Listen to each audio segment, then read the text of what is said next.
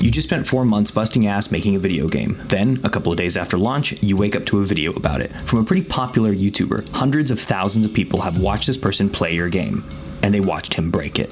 The day hath been long, and I find myself with a considerable hunger. Yeah, that was quite the underwhelming death. Ah well. Consider us even. I came to Japan to make a game about Japan, but I had some unfinished business that needed taken care of. I needed to ship the last project that I was working on, a horror game called Witch Stories, so I wrapped that up and shipped it. Finally, I got to start work on the Tokyo game, which was about a bookstore in Daikanyama. But I spent about a week just brainstorming for this bookstore game idea and even prototyping some stuff, but nothing ever came together. So I scrapped the bookstore idea and went with something I was a little bit more sure of, a game about overclocking CPUs in underground competitions. So I started and I was locked in and in the zone and it felt great and I was finally working on the Tokyo game. But only some days into development and I wake up to this. Our first game is Witch Stories. The day hath been long, and Yeah, that was quite the underwhelming death. The woman's house doesn't have a hitbox. This did mean that I had to sit through the incredibly long intro philosophical question, and there is no way to skip this. I searched the entire map and I could not find yellow Tabithas. They're probably somewhere on the map, but I could not find them. Waking up to this video was both energizing and anxiety inducing because on one hand, this dude Kaif really seemed to dig what my game was doing. I am very intrigued by this game, I won't lie. Oh, it's beautiful. Absolutely beautiful. But on the other hand, his experience made me realize there are bugs that need patching and quality of life improvements that I should be making. And I needed to fix those things as soon as I possibly could before other people played. Okay, but also as an indie dev, not even as an indie dev, as a solo indie dev, you gotta wear all the hats. You make the thing and you market the thing. So when an influencer gives your project any kind of attention, you need to turn that into an opportunity. If I didn't do anything to ride this wave of attention, I would be doing a massive disservice to the game I just spent 4 months laboring over. In marketing, momentum is like crazy important. So even though I just fucking started working on the new game, and even though I only had 2 months to finish it, I needed to put that down and capitalize on this moment and move as quickly as I could. So I needed to do 2 things. First, I fixed the bugs. That's priority number 1. But second, I needed to make a video that showed a popular YouTuber had played my game. Both of these things are time sensitive. That morning, right after I finished watching the video, I jumped out of bed and got to work.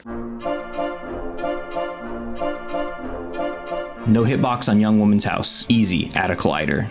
There should be a skip dialogue option. Why the fuck didn't I add this to begin with? Anyhow, easy, literally an option in the dialogue system, check. But also, add key support, fixed.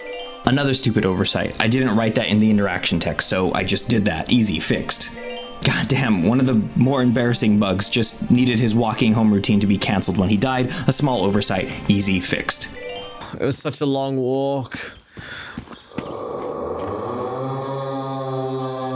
But this was not an easy fix. This was a design problem. Bugs are easier because they are measurable, objective, it works or it doesn't. But quality of life is a design problem. It's subjective. It will work for some people and not for others. Design solution number 1, fast travel. No, maybe if the map was 10 times bigger, but it's just small enough that I want players to feel immersed, and instant warps can very easily break that immersion. Design solution number 2, add vehicles or mounts. No, the experience is of being a lone woman on your own 2 feet, and vehicles or mounts would be too empowering for the current scale of the game. Design solution number 3, make the map smaller. This solution is much closer to something I would like, but the amount I would shrink the map by is not enough to make a meaningful difference. So what the fuck? What's the design? What is the most obvious, easiest, most straightforward solution to this problem? Make the run speed faster. Duh, fixed.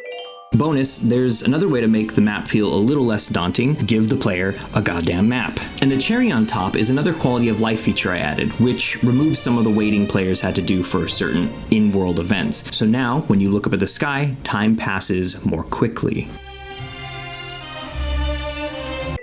Now here's the thing, the game doesn't really tell you what to do or hold your hand at any point after this. I do think it could hold your hand a little bit more. I know people complain about hand holding in games, but I think this one kind of needs it.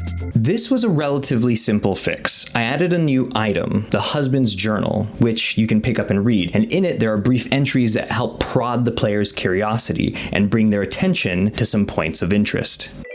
It's great, right? Lots of good bug patches, quality of life improvements, time to ship it. Then one morning, I woke up to find that a streamer left a negative review on Witch Stories, but saying he was interested to follow the project for updates, so I went to watch his stream VOD. Wait, this fucking developer has a 35 minutes. Wow, hold up. That's so cool to see a developer kind of make a little documentary on their progress and how they made this game. I already got a good feeling about this one, just like, I don't know what the fuck it's doing with its storytelling, but I got a good feeling. My meow meow is... I shall return with our evening fare. There we go. No, you're gonna get him. Did we fucking break this game or something already? It's interesting because I don't know what we're doing in this game. Like, what is the goal? I'm still like interested in this game. Like, it's a game that could benefit from a lot more polish.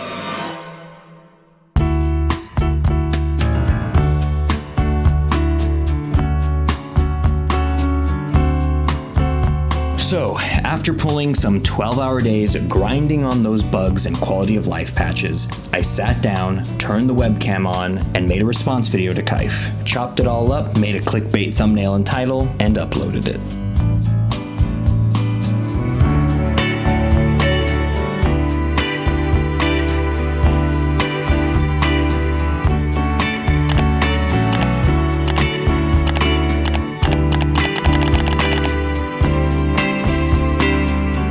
This one has been asked overwhelmingly for 2 months. It's the developer response to Witch Stories. He created a reaction video to my video, so now I'm going to react to his reaction to my reaction to his game. He mentions his plans for basically Halloween 2025, right?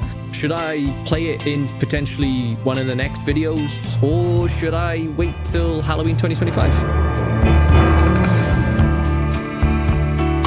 Yeah, no, Steven, like, honestly, like, thank you so much for taking my feedback, because I'm just one guy, but it really means a lot that a developer took the words of one guy and like fixed everything. Like, having a map makes it navigating around the woods so much easier. I have a sense of direction.